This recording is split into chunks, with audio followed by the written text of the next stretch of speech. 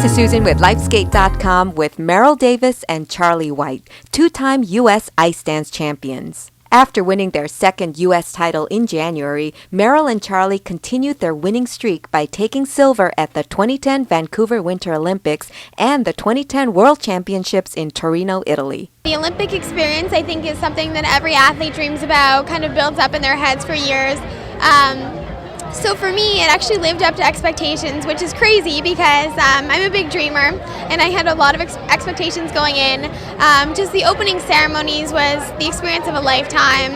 It was so well done. The audience was amazing, and Charlie and I were just so proud the way we were able to stay focused and do our job. So the Olympic experience for me was just everything I hoped it would be. It's tough to describe. I mean, I think we're very satisfied. That's the main thing. We were able to go out and put, three good programs out there both times, and even improve at Worlds, come really close to being the Olympic champions. So we're very happy with this year, but at the same time, we're not content. We want to be the champions, and we're looking forward to next year.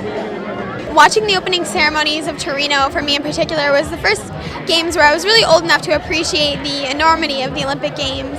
And seeing those athletes kind of wave the American flag and being able to represent their home country is just such an emotional thing. So for me to be able to do that in Vancouver was just something I've always wanted to do, and I just felt so amazing doing it. What do you think of the possibly passing of the torch from the Russian European dominance of ice dancing to you guys? Well, the sport of ice dancing has changed dramatically over the last several years, and so I don't think it's necessarily a passing of the torch in a sport that's remained constant, because the sport itself is really what's changed.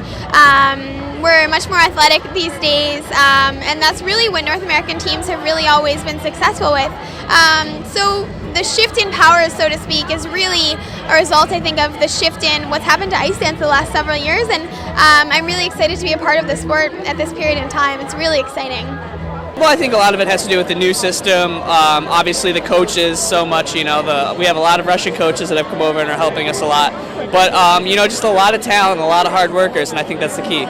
We're looking forward to get ready for next season. When does that happen? Well, we'll finish the Stars Tour at the end of May, and then we will go back to the rink and start training for next year. Dance is going to be a little bit different next year, most likely, with the short dance and the free dance as opposed to the three divisions, like the compulsory OD and free dance. So it might be a bit of an experimental year next year, so it'll be fun to be a part of it and see how dance is a little bit different next year. How are you guys possibly going to top your Bollywood original dance?